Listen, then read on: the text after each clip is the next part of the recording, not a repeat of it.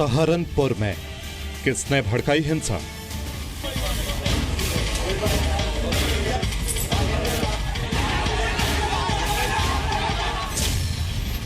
सहारनपुर में दलितों पर हमले का सच क्या है?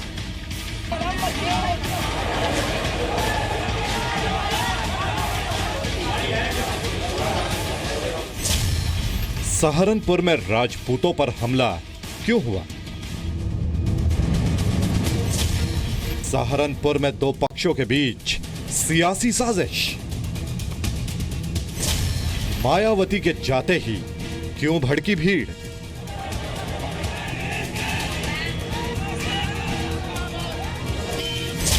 योगी ने किसे बताया साजिश का मास्टरमाइंड? ये तो सार्वजनिक है, हर व्यक्ति जान रहा है कौन इसके पीछे है।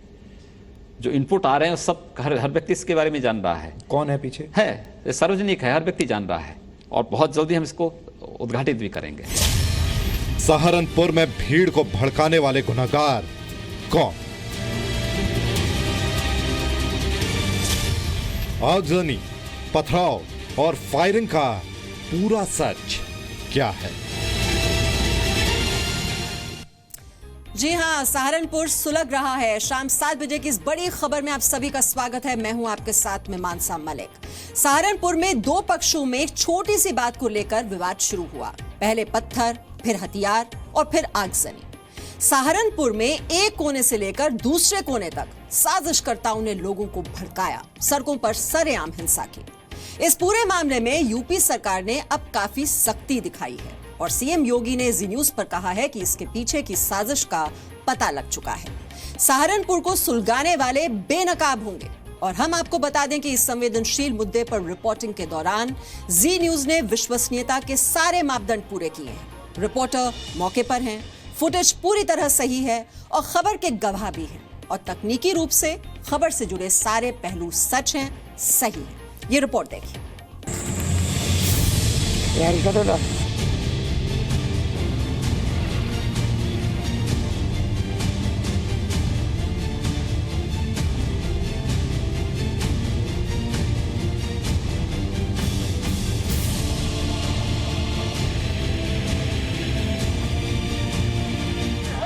सहारनपुर में हिंसा भड़काने वालों की खैर नहीं। क्या आप जानते हैं कि सहारनपुर में दो पक्षों में संघर्ष क्यों हुआ? क्या आपको मालूम है कि गांव के लोगों को किसने भड़काया? साहित्य और सद्भाव के लिए मशहूर यूपी के सहारनपुर के दामन पर खून के दाग किसने लगाए? इन सारे सवालों के जवाब आपको जी न्यूज पर मिलेंगे। मगर सबसे पहले देखिए कि कैसे यूपी के सीएम योगी आदित्यनाथ ने साफ कहा है कि ये बड़ी साजिश का हिस्सा है। जी न्यूज के संपादक सुधीर चौधरी के साथ खास बातचीत के दौरान सीएम योगी ने कहा कि सहारनपुर में साजिश हुई है। सहारनपुर में कुछ घटनाएं जरूर घटित हुई हैं, वो एक सिलसिला बना है। हम उसकी गहराई पे भी पहुंच चुके हैं, ऑपरेशन करना बाकी है और मुझे लगता है कि हम उसका संपूर्ण समाधान निकालने में सफल हो जाएंगे। इतना ही नहीं, यूपी के मुख्यमंत्री ने भी कहा है कि सहारनपुर के गुनहगारों को बख्शा नहीं जाएगा। जिन लोगों ने सहारनपुर में हिंसा भड़काई है, उनकी पहचान करके पूरी साजिश का पर्दाफाश किया जाएगा। अभी आपने जो कहा उससे मुझे ऐसा लगा कि आप शायद ये कहना चाह रहे हैं कि ये सब कुछ अपने आप नहीं हो रहा है, इसके पीछे कोई रिमोट कंट्रोल है। हाँ। हो सकता है आपके जो प्रतिद्वंदी हैं वो इसके पीछे हैं। देखिए, ये तो सार्वजनिक है, हर व्यक्ति जान रहा है कौन इसके पीछे है। जो इनपुट आ रहे हैं सब हर व्यक्ति इसके बारे में जान रहा है कौन है पीछे। है सार्वजनिक है, हर व्यक्ति जान रहा है और बहुत जल्दी हम इसको उद्घाटित भी करेंगे। सहारनपुर के साजिशकर्ताओं को लेकर यूपी के मुख्यमंत्री का ऐलान तो आपने देख लिया। अब आपको बताते हैं कि शहर में हिंसा के बाद हालात कैसे हैं। सहारनपुर में दलितों और राजपूतों के बीच संघर्ष को लेकर शुरू हुए विवाद में अब तक 2 लोगों की मौत हो चुकी है। करीब 19 एफआईआर दर्ज की जा चुकी हैं। 50 से ज्यादा लोगों को गिरफ्तार किया गया है। 2 पक्षों में संघर्ष के बाद 30 से ज्यादा लोग घायल हुए हैं। एहतियात के तौर पर 24 घंटे पेट्रोलिंग हो रही है। मेरठ, अलीगढ़, गाजियाबाद से फोर्स बुलाई गई है। पीएसी, आरएएफ, आरआरएफ और पुलिस टीमों की तैनाती की गई है। सहारनपुर में हाई अलर्ट जारी किया गया है। गृह सचिव Mani Prasad Mishra, ADG law and order Aditya Mishra, IG STF Amitabh Yash और डीजी सुरक्षा विजय भूषण सहारनपुर पहुंचे।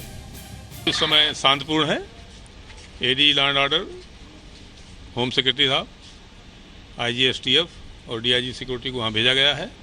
सारी व्यवस्थाएं की जा रही हैं और फिलहाल वहाँ शांति है। जो चिन्हित किए गए कुछ लोग जिन्होंने पूरी अराजकता फैलाई। हाँ, वो किए गए हैं। 24 लोग गिरफ्तार किए जा चुके हैं, बाकी भी कार्रवाई हो रही है। सहारनपुर में हालात फिलहाल काबू में लग रहे हैं, लेकिन तनाव बरकरार है।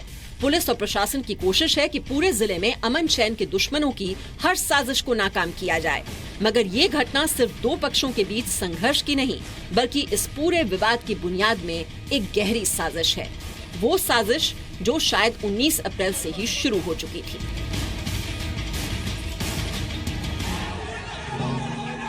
नीना जैन के साथ जितेंद्र शर्मा, सहारनपुर, जी मीडिया। और सहारनपुर में जो हिंसा शुरू हुई वो पूरा विवाद महापुरुषों के नाम पर शुरू हुआ। ये काफी हैरान कर देने वाला मामला है, लेकिन यही सच है। विवाद की शुरुआत में ही पुलिस प्रशासन ने इसे हल्के में लिया और मामला इतना ज्यादा बढ़ गया कि हालात बेकाबू होने लगे।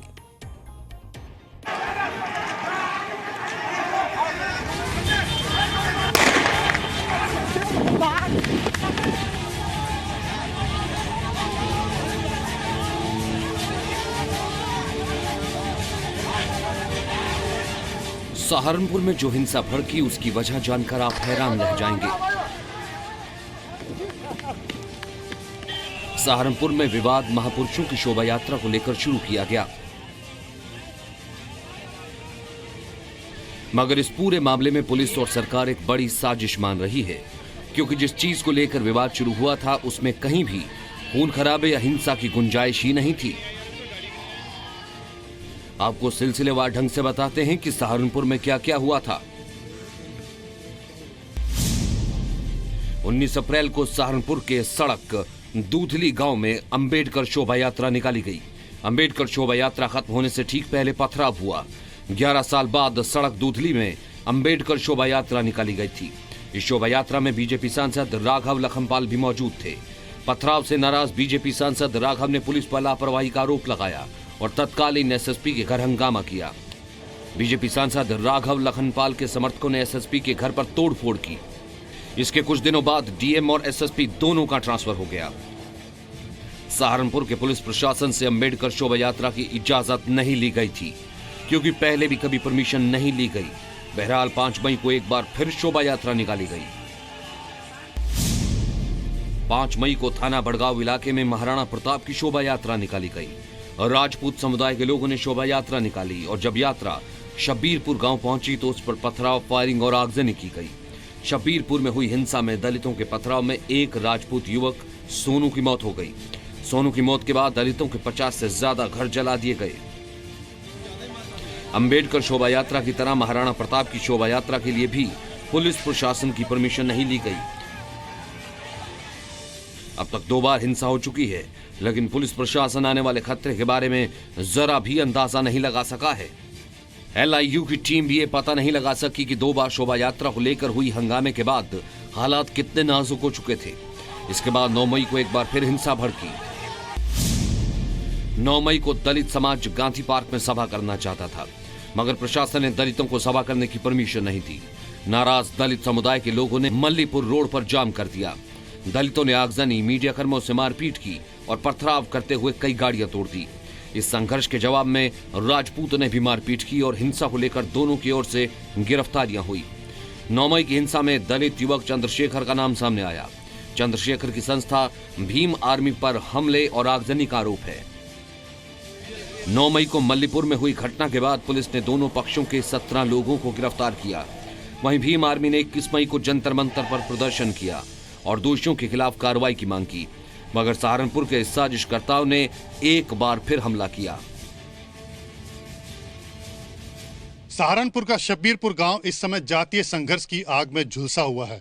मैं इस समय शब्बीरपुर गांव के चौराहे पर खड़ा हूं और मेरे बाएं तरफ जो आप देख रहे हैं ये दलितों का गांव है। मतलब इसी गांव के अंदर इस तरफ दलित रहते हैं और मेरे दाहिनी तरफ यहाँ पर सारे ठाकुर रहते हैं। और ये जो जगह है ये ठाकुर वर्सेस दलित को डिवाइड करने वाली जगह है, यानी कि इस जगह से दाहिनी तरफ ठाकुर हैं और बाएं तरफ दलित हैं, और इसी वजह से यहाँ पर पुलिस फोर्स भी तैनात की गई है। बीएसपी अध्यक्ष मायावती शब्बीरपुर गांव पहुंची। ये जो सरकार चल रही है वो जातिवाद के आधार पर चल रही है, पक्षपात के आधार पर चल रही है, और सहारनपुर जिले के जो शब्बीरपुर गांव में जो घटना घटी है बड़ी दुखद है। गांव में मायावती ने एक दलित परिवार से मुलाकात की। उनके दौरे के बाद लौट रहे दलितों पर हमला हुआ। चंदपुर गांव के पास दलितों की गाड़ियां रोककर तलवार और असलों से हमला हुआ। चंदपुर गांव में हुई फायरिंग में एक दलित युवक आशीष की मौत हो गई। ड्राइवर सहित हम 11 लोग गाड़ी में थे। जैसे हमने गाड़ी वहाँ से घुमाई, जैसे भाग आया वो, हमारे सामने एक बस जा रही थी, उस बस को उन्होंने हाथ दिया, बस रुक गई, हमारी गाड़ी रुक गई। और गाड़ी रुकते बंदूकें, लठ, तलवारें आते बजानी शुरू कर दी। पुलिस की लापरवाही नहीं है कि मैं खून से लथपथ, मैंने एक वो पुलिस वाला मिला, मैंने कहा भाई साहब जरा मुझे चौकी तक छोड़ दिया। उसने पता क्या कहा कि मेरी वर्दी गंदी हो जाएगी। अबे वर्दी गंदी हो जाएगी, पुलिस की नौकरी क्यों कर रहा दोस्त। 40-50 लड़कों ने हम पे हमला कर दिया। हथियार थे उन पर, राड भी ले रहे थे, तलवार भी ले रहे थे। आप किस चीज़ पे थे? हम बाइक पर से। मैं मायावती रैली से आ रहा था, तो मेरे हाथ में मायावती जी के झंडे थे, तो उन झंडों को जो है ना राजपूत के लोगों ने छीना मेरे से और बहना शुरू कर दिया।